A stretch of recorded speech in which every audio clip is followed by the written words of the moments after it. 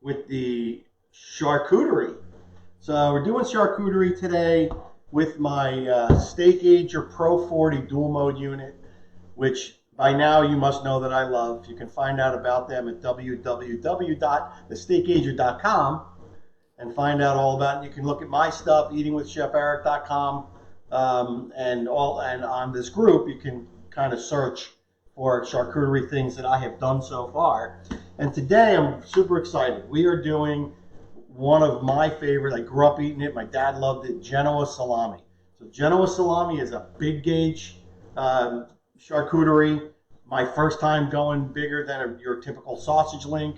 And my second time doing a fermented sausage. So what is that fermented sausage? What does fermented mean? So what you're doing is you're grinding your meat, you're adding your spices, but you're also adding other ingredients to allow you to ferment the sausage at a high temperature without spoilage. So I am using TSPX by Bactofirm. It is a slow release bacteria that allows you and protects the meat really from a long fermentation. This one's going to ferment at, let me check my numbers here. So it's going to ferment at 68 degrees for 72 hours.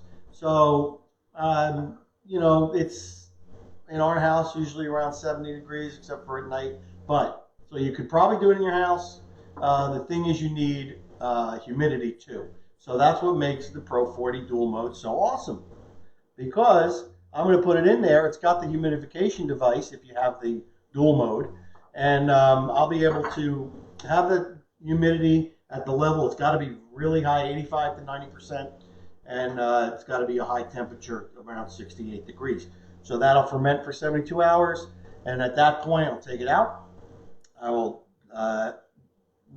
adjust the temperature, and we will do it at 60 to 54 degrees, or 54 to 60 degrees, somewhere in between, which is what I normally have my charcuterie at anyway.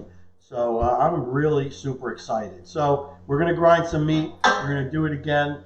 I've learned a lot along this route. I used to put all my parts for my grinder in the freezer, but last time I used it with the semi-frozen meat and the frozen parts, it actually jammed up. So this time I didn't put this in the freezer. It is cool to the touch, but the meat I do have in the freezer becoming semi-frozen. I also learned don't freeze the meat too much. So we're gonna go ahead and get grinding, and I'll talk about the ingredients here.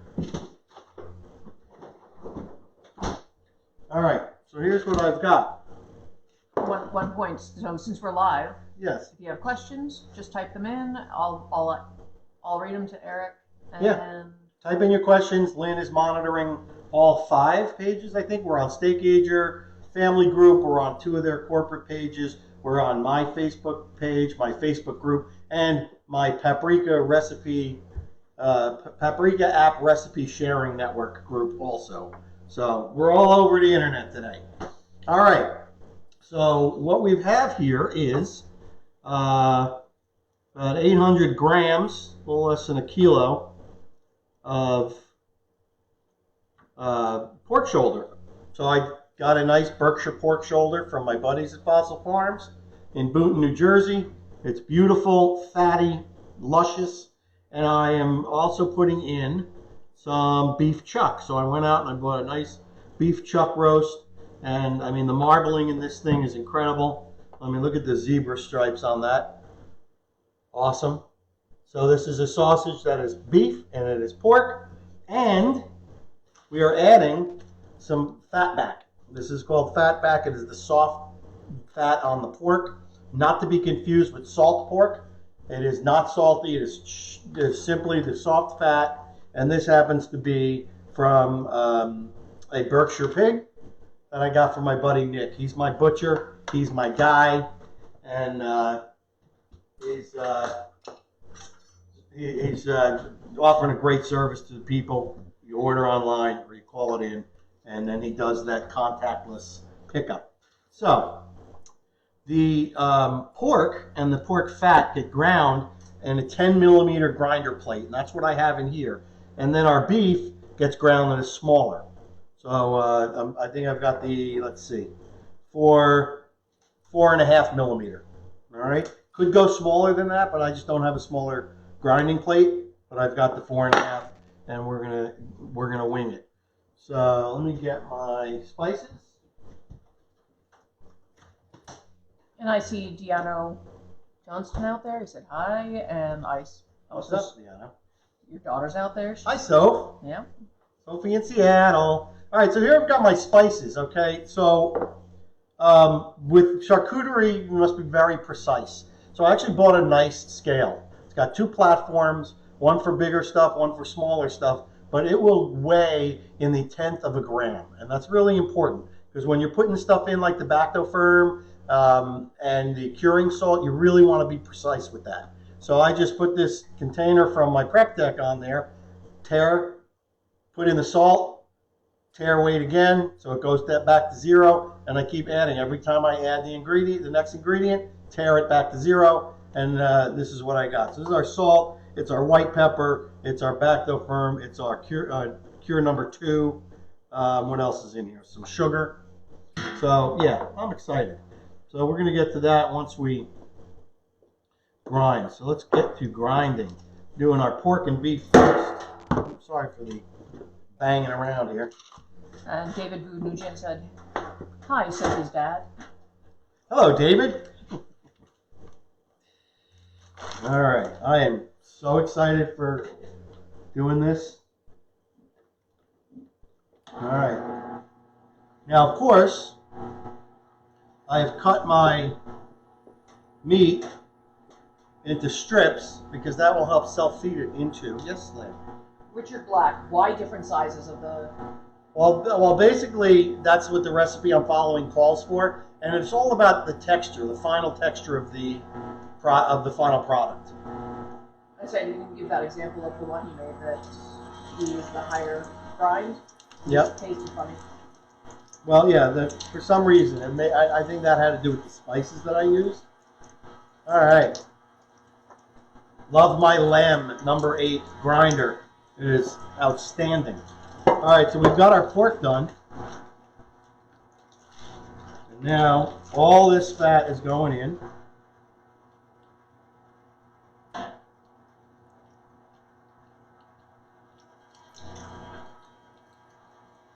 And then all this is going to get mixed together. This pork fat's beautiful. It like is melting in my hands.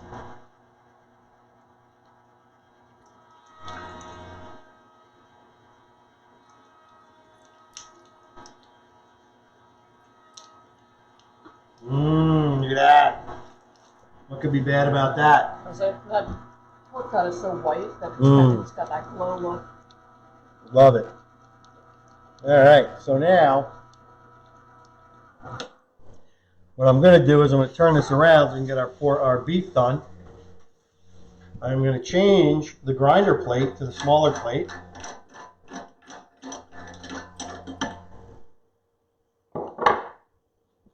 The trick I learned last time. Pop that on a little bit. Out comes the grinder plate. And let's see if we can get some of this fat out. What I'll do is I'll just pull it out. Oh, so wow. This is not ground, so I'm not going to, maybe I'll put it back in and we'll just grind it at a smaller amount. Not really a big deal. All right, so I've got, again, that small plate right here. Looking for the notch. Where's the notch? Oh, how about if I put the blade back in? That would help. Blade goes back in. Now the blade goes in. All right. You got Mike Zerhoot from Long Beach Island. Hey, what's up there, Mike? All right, on goes the smaller grinder plate.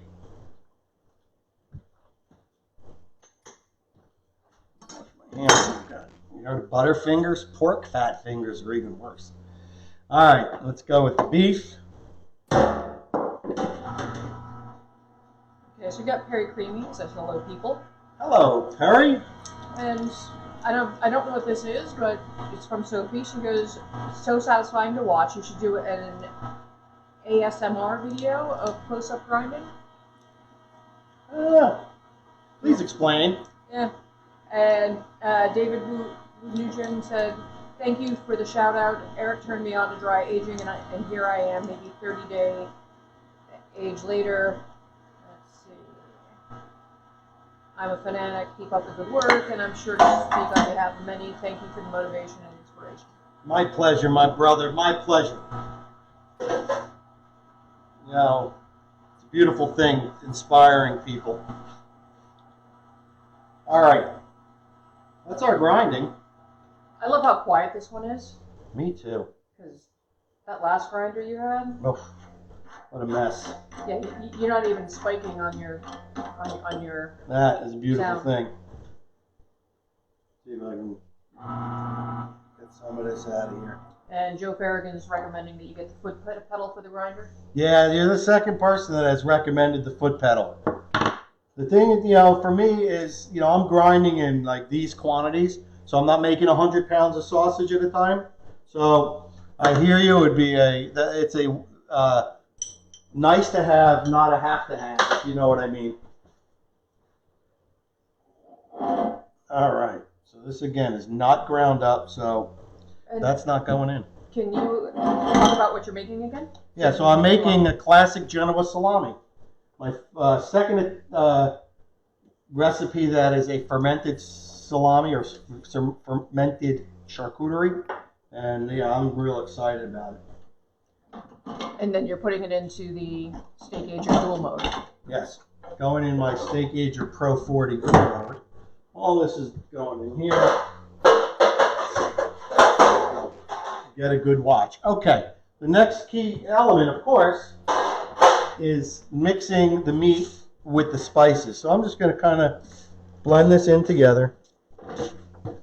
Fluff it up a little bit. Want to make sure the fat and the meat are evenly distributed. It's beautiful. Yeah, so it looks like I'm probably going to get one salami, but that's okay with me.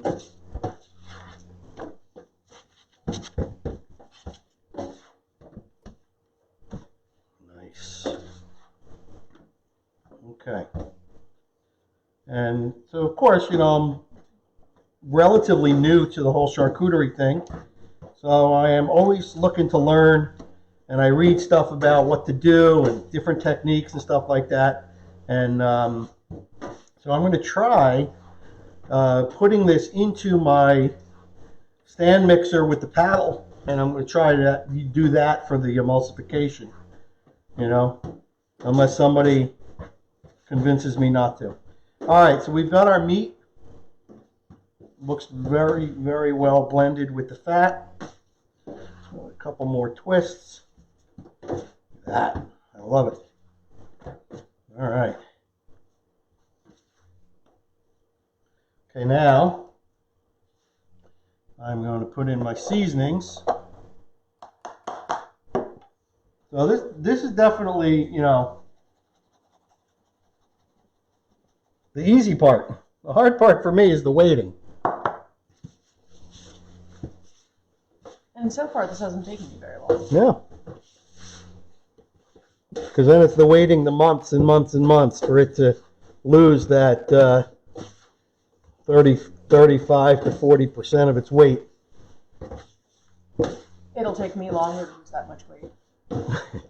So you'll see that once I'm adding the salt and everything, and the color of this meat will definitely change. It will become a little more vibrant.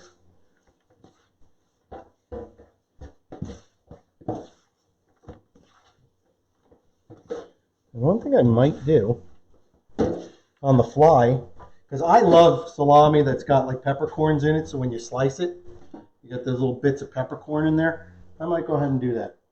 Yes, Lynn? Dave Carney asked, isn't Genoa made with pork? Why is there beef in there? Again, this is me being, not being at that point yet where I'm creating my own recipes, just getting used to the techniques, the ratios and all that stuff. This is the recipe that I have found and looked at and discovered, and I made some of the recipes from where I found it. So I'm sticking to the recipe, which I do with all the recipes I make ever. You know, I'll find a recipe. If I think it'll work, I'll make it verbatim first time. Then I can, with an educated mind, make changes, you know, based on my experience and my intuition and that kind of thing. But yeah, I'm doing it because this is the recipe that I found. There are so many recipes out there. You know, it's like I'm not waiting to the one that I think is perfect, because I don't know what perfect is until I try and inevitably fail and try again, and you know, then make it my own. All right, so this looks really good. Getting that little stickiness from the salt is what you want. And washing my hands real good. We'll watch you wash your hands, so we can look outside. Yeah, nasty day here in New Jersey. Well, you see where we're growing our grass. All right. So, some good hand washing. You got your Missy shirt on. Got my Missy shirt on. Fantastic. All right. Let's Take a close-up look at this. Get our mixer out here.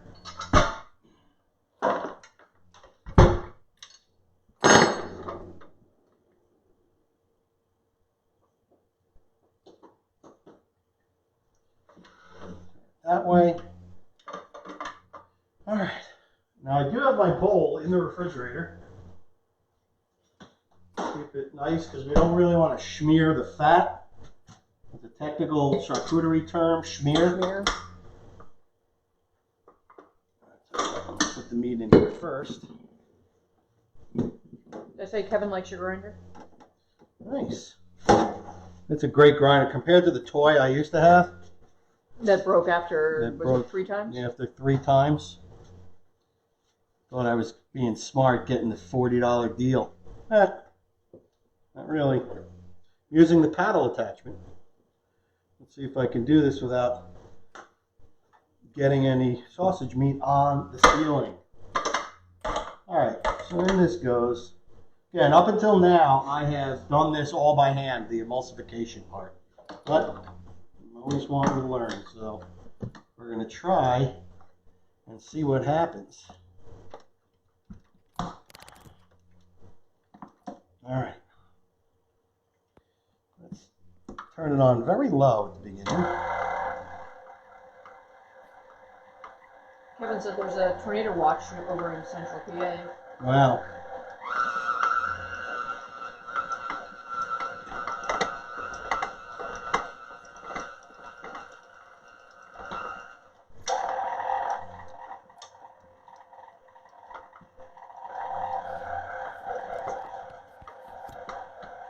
How's that going? Looks like it's doing pretty well. So what is the goal of the paddle? Just to emulsify the meat. I'm trying to get it to come off the paddle. My little non-authorized KitchenAid technique. Have you ever tried this before, or you just come up with it when you were... No, I've read about doing it this way, and I just want to see what happens. So I don't want to overdo it either. So let's see, you know, the test. We talked about this the last time. You know, if I can grab it, a nice piece of it, and press it against my fingers, and hold it for... It's emulsified. However many, 3 to 5 seconds. Yep. So that is properly emulsified. I like it. Just gives me more dishes to wash, but you know, c'est la vie, as they say. Such is life. All right. Kevin asked, do you ever add ice or ice water? Nope, I don't, but I know people that do. Where would you put the ice or ice water? You would put it actually in the mix. Okay.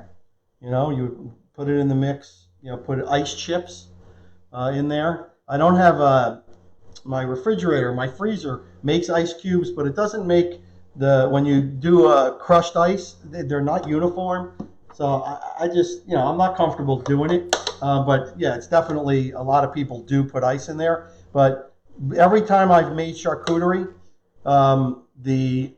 my hands would ache because it's cold, and as long as that's happening, you got a good temperature going on. So I'm not that worried about it. Is that so? Keeping it cold is the purpose of the ice water? Yeah. Okay. Kind of to keep the fat from smearing. All right, so I've got that done. Another hand wash. All right. Now, this is another first coming up. I am using,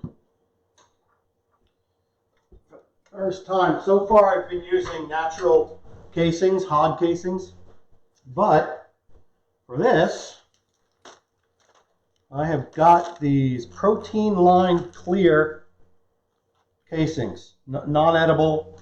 They're pre-tied. They come like this. I got a pack of 10. They're pre-tied on the end, and maybe we'll get 2 out of this. I don't know. Maybe not. Why are we trying these this time? Well, because these are more. The size is more is better for making salami. And I think about it like when I've gotten salami at the store, that a lot of times you have to peel off the outside. Is that and that's exactly what you're going to have to do. It's going to be like a plastic. Do you have the? What did you do with the other parts for the? Oh, I got it right here. This. Got my stuffer. Put my auger back in. All right. So when you turn into stuffing mode, you're going to put this plate in. This kind of allows the meat to come through. You don't need the blade. Like so. And here we go. Oh, I'm going to put my tube in. So we're using the big guns today.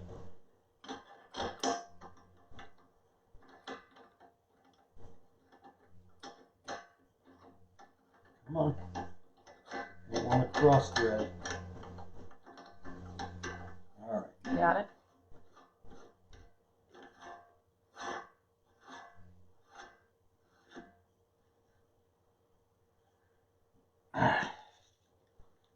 Now, see if I can. This will be interesting because it's big. It's big and it's not as, doesn't seem to be as pliable as the natural. Right. Let's see. Hopefully, I'll get, whatever I get on this will be fine. All right, got it on. I'm gonna need my plunger thingy. Plunger. Put my meat in there.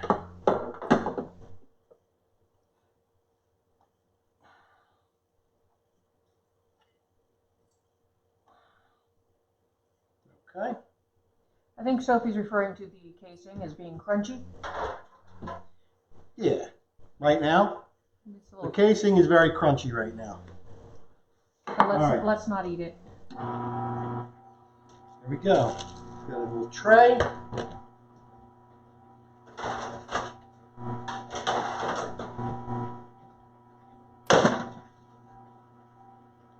All right. I'm ready if you are. Here's an interesting thing. Yes? Dayton Kialoa said, I usually run the season mixture through the grinder one more time with the coarse blade. It incorporates the seasoning well for my smoked sausage. By the way, you rock. Thank you. So maybe next time we go through it again? Yep. Like I said, I'm always open. I like that. Thank you, Dayton.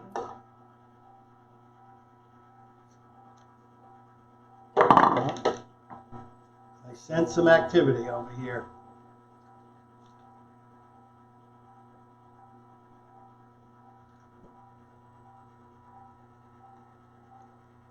All right, we're getting there. I see it. It's starting to come out.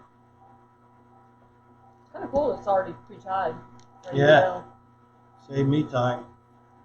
I really want to pack it firm. Oh, it's coming out.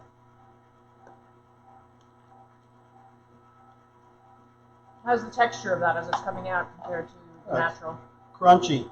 So the natural, you have water on here, and it's, you know, it's a little bit like, I'll use the term slimy, but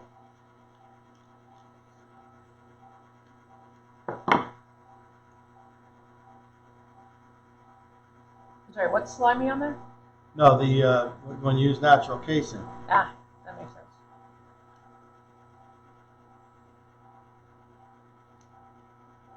You really want this nice and tight. Because what's going to happen is, of course, it's going to shrink. It's not going to expand. So you really want to pack this in tight. So once you're done with this, what do you do with it? That gets fermented for 72 hours. Yeah. Were you not listening to the beginning of the video? There are a lot of new people here. 72 hours. It's going to get fermented at like 68 degrees. Now, of course, it's got ingredients. I'll repeat this again. It has ingredients in it that make it safe to ferment in a high temperature situation and prevent spoilage and botulism. That's a big, serious, real concern with charcuterie. So,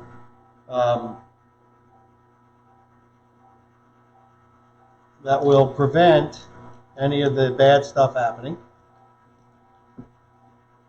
So yeah, this is a fast grinder, not so much a fast stuffer.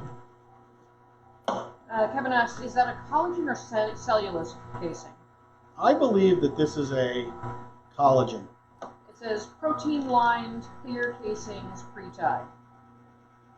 From Buffalo, New York. From the sausage maker. They Yes. sell all the equipment you could ever need. See, I like a sausage stuffer that's got the spout on the bottom. So, you know, I don't have to worry so much about, like this. It's like drooping a little bit. Not drooping, but it's, I'd rather have it be down at the bottom so it comes out, you know, level. So I might get this one and a small one.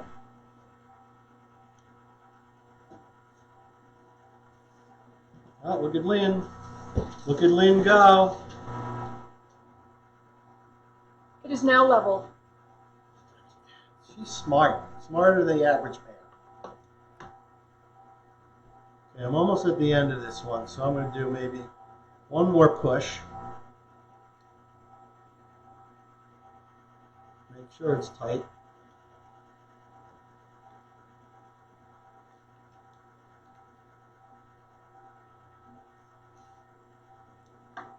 Nice. Yeah, that's beautiful. All right, so I'm going to cut it here. Take it off.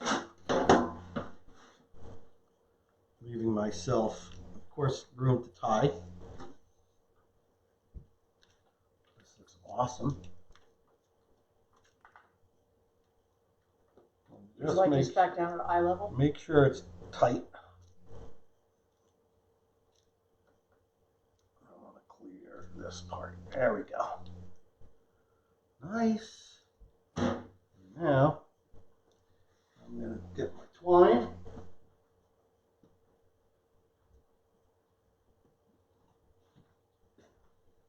Nice. So double check again that it's really tight in there. Of course, if I twist,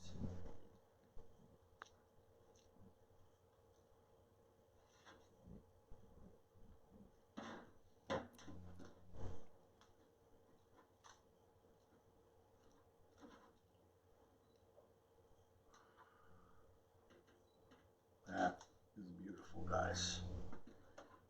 Fantastic. All right.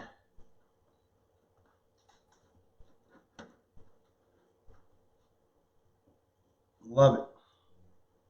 Get a piece of my twine.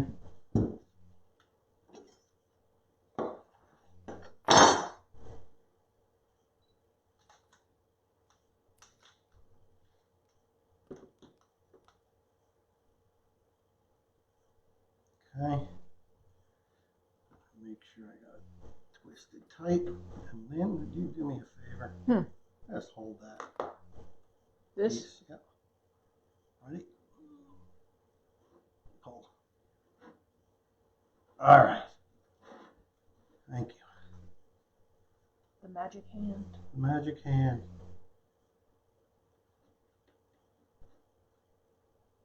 All right, there we go. First one. Nice. And my nephew said, hi. Look at that. Beauty. Hey, David. Hi, David. All right, so this one's going to be a shorty, but that's okay, because you know what? It'll probably be done sooner. We'll be able to taste it. Be able to taste it sooner. I hope so. Yep. Put it on. Crunchy. All right. Let's keep going. This will be a little mini. So, based on the last salami that you made, Yes. how long did that stay in? Well, that was different. It was a very small gauge. So again, I kept it in until it lost 35% of its weight. So it's not really about time. You know, with dry aging, we do it using time. But with charcuterie, it's all about percentage of weight loss.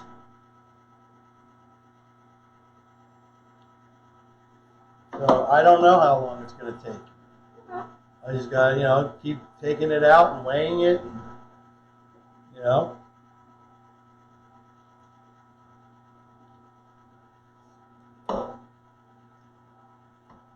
Nice. What else do you have in the Pro 40 now? I have a capicola, spicy capicola, that is slowly approaching ready time. So I keep weighing it like once a week, and I'm like, still gotta go more. Yeah, so it's like when you're getting close to your goal weight and you just don't seem to lose weight anymore. Yeah, like plateaued.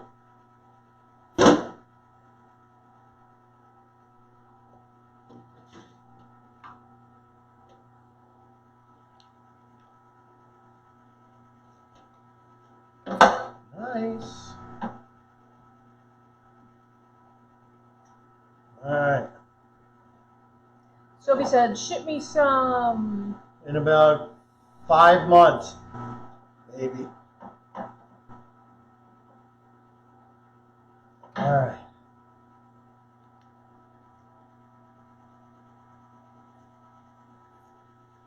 Well, hopefully Sophie will be able to come visit. Yes, or we'll be able to come visit. And we can bring her some.